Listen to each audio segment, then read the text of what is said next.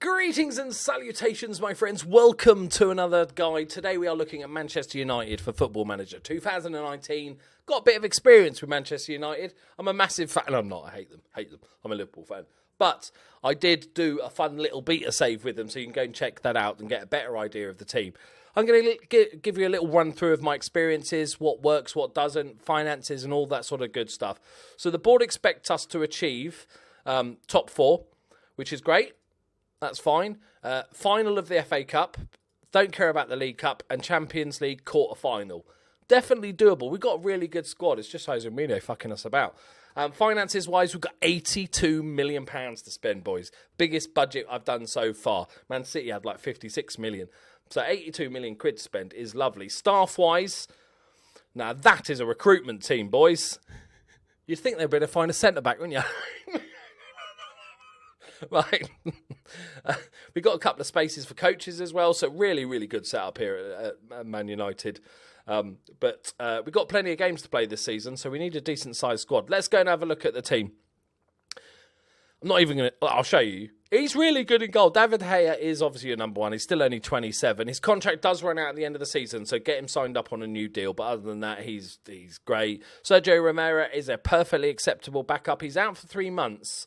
Do we have another decent-ish... We got Lee Grant. There you go. Sorted.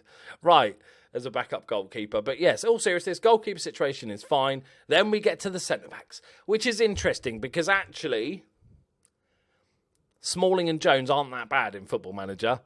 They're not horrific in real life. It's just they're not the standard of... I would say they are Premier League football players. They're just not Man United football players, okay? You know, like Phil Jones is pretty solid. He's perfectly acceptable. Maybe not as a starter, but as a third choice or fourth choice. He can play right back as well. And he plays sort of defensive-ish midfield. But he's only 26. So, and Chris Smalling, sort of similar sort of thing. But obviously he's much more of a centre-back. He's not a right back at all. But they're pretty solid. But we do have Eric Bailly, he's very good. He was really good for me in the beta save. Really, really solid. He's going to improve as well. Lindelof, again, he settled in nicely. He's not the best in the air, but he's a very good ball-playing centre-back. And he can play as libero as well. So for the 3 people that play a libero, they'll be excited. And then we have... I missed one. Did I sign another one? Oh, I did sign a... Yeah. I'm like, I'm missing a centre-back. Oh, no, because I purchased a centre-back. Something like Delight, or is it Delete, how you pronounce that Wonder Kid, that sort of player. But I think it is acceptable to start the season with Lindelof and Bailly and have Smalling and Jones. They are both valued quite highly, so if I was tempted to sell one, I'd sell Chris Smalling, get 20 million, because Phil Jones can fill in at right back as well, so that gives him that extraness. And he's 2 years younger as well. So sell Chris Smalling and then maybe go for another world-class centre-back. That's probably my starting point. We've got Antonio Valencia at right back and right midfield. Very, very good. A little bit injury-prone now. He's out for 2 months and he's getting on a bit.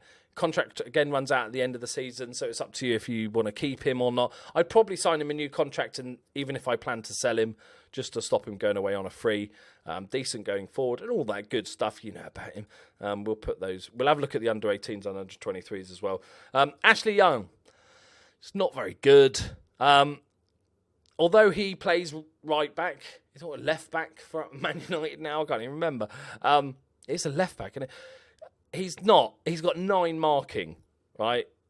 It's not ideal. The rest is pretty much okay, but as a very important stat for a defensive player is marking, and his is terrible. But he's still got pretty pacey. So if I would quite happily play him as a right winger, like a good old right winger, like in the old days, because he's got all the attributes for him. Other than that, I'd probably maybe look to sell him. I think in my save I sold him. Luke Shaw, again, has a little bit of problem with injuries, but is a really solid left-back choice. We've got Dalot, Dalot, because he's French. Oh, no, he's Portuguese. Still probably Dalot. 5-star potential, really solid all-rounder. But I really liked him. I didn't play him much in the first half of the season, but because of injuries, he got more game time, and he was really solid. He's not exceptional at anything. His defensive duties need work, tackling 11, marking 10, etc. But other than that, really, really good. And that's it for sort of fullbacksness. So that's definitely an area where I'd look to strengthen. I'm happy with Luke Shaw at left back. I think a right back's probably on the cards. I don't think Dallow's ready to take the reins up straight away. Then we got the big signing Fred, who's a solid. He got about 10 goals for me in the season. Mostly played him as a Mazzella, but he plays as a deep line playmaker, advanced forward, all that advanced playmaker, all that sort of good stuff. We got Matic, who's out for 2 months at the start of the game, but he's a really solid defensive midfielder, stroke playmaker, and a Herrera again, another okay-ish. It's somebody you could cash in on, quite frankly. Going forward, he's not the best. I actually quite rate him in real life. I think he should get more games. McTominay, lots talked about him as a Man United player. He's all right. I found him, for the games he played, he did fine. Much more defensive, I would say, than going forward. As you can see, can't dribble, can't finish, can't shoot. But passing's good. So a playmaker in the I wouldn't play him as a box-to-box. Then we've got the legend that is Marin Fellaini. Obviously, he's first name on the team sheet. Don't need to talk about that. Then we've got Paul Pogba, who's going to be your main backup to Fellaini. Solid all-round. No, obviously. Like, absolute beast of a player. I played him as a Mazzella. Because I find Mazzella on attack gets quite a lot of goals. Excuse my cough. And he was just sensational.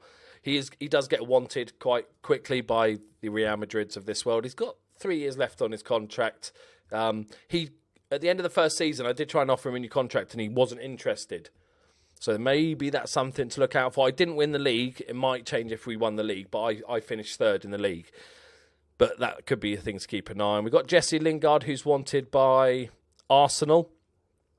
I didn't really play him much, to be honest. He was kind of my backup option to the other guys, but still a very solid player anywhere behind the striker. And then we got Pereira, who did I sell or he just didn't play massively. But actually a very good player, number 10 role. And then we got Juan Mata. And despite getting on a bit, physicals are pretty dreadful. As an advanced playmaker, he was really good. He got a bunch of assists. He's still absolute quality. If you look at that, passing 18, technique 19, and vision 18, he can pick a pass out. You just don't expect him to run too much. I actually started playing him slightly deeper in this role as an advanced playmaker, and he was still absolutely superb. Don't really want to play him out wide, unless you play him out wide as a playmaker, because he doesn't have the pace for anything like that. Ratchford, I don't know whether it was just me. It probably was just my bit. He couldn't finish a one-on-one to save his fucking life in my save, but he's very, very good wonder kid. Natural striker or an inside forward, both are good. Long shots are a little bit weak, but that's fine. He's absolutely decent. Alexis Sanchez, despite what it looks like at Man United, which is bang average, he's really good. And I think whoever the next Manchester United manager will discover a brand new Alexis Sanchez, to be quite honest. I think he's still a monster of a player. Really, really good for me. Probably one of my best players of the season. Martial, very similar sort of player. Not to Alexis Sanchez, I mean similar as in he is a bit of a beastie. He's got a few weaknesses. His technicals aren't as good. Long shots are a slight issue, but really good inside forward or striker. Lukaku is the big lump up front. Didn't do it for me, and it could just be me getting used to the tactics. I was trying to play him as a lone striker. I tried playing him as a poacher. That's changed, hasn't it? In my game, he's a natural. In the beta, he was a natural poacher, because I was like, I would have said target man. Maybe I'm just having a brain fart, and that was never the case. But he's a really good player, and maybe it just needed a bit more support up top. But as you can see, very, very good squad. I think much like any 99%, I'd even say 100% of Man United fans, if you said, what player do you want to buy, they'd say a centre-back. So, and I think that's the case in game. I'm spending big. I'm going on a big-ass centre-back. I'm getting rid of Chris Smalling, keeping Phil Jones as fourth choice, can play right-back, and going big on a centre-back and a right-back. Fix the defence. Any Man United fan will tell you the same, I'm pretty sure. Let me know in the comments. Also, if you're a Man United fan or you've played them on FM18, FM19, on the beta, Let us know your tips and tricks and transfers that worked for you, players that worked, formations that worked. Leave them in the comments. Help each other out. Let's have a quick look in the under-18s. We've got a goalkeeper, Dean Henderson. Actually looks pretty good, although he is 21 years old, so I don't think he's going to reach that potential. We've got Giant Hair Chong, not related to Cheech and Chong. I don't know, he might be related. Who knows? Don't judge, Loki. All right, I won't. Why am I talking to myself? Shut up. And a bunch of other decent players. Have a look through. There might be some half-decent players there. Timothy Forsu-Mensah, etc. And then we've got a couple of decent ones here. We've got Mason Greenwood, a youngster. Oh, God, not bad for a 16-year-old. Ooh, fruity. I might even give him some League Cup action. And then we've got Ethan Laird, who is a right-back that needs a lot of help. Can't mark for shit. There's lots of stuff that he needs work on, but could potentially make it. Okay, so if we're talking tactics, I think let's just go with this for the time being. I don't know whether it's Lukaku that needs a strike partner. I was playing more of this sort of setup to begin with, and he just didn't. I think he scored like maybe 10 goals in the entire season, 8 goals or something like that. He didn't score a lot of goals. It could be just because he's a big lad and that they don't work as well as lone strikers. It might be worth going, because we're a big team with great players to dominate teams. Normally this sort of formation is a little bit open. But if you are wanting to go attacking and stuff, this could definitely be potential because we've got Lukaku and then we can have either Sanchez, Ratchford or Martial alongside him.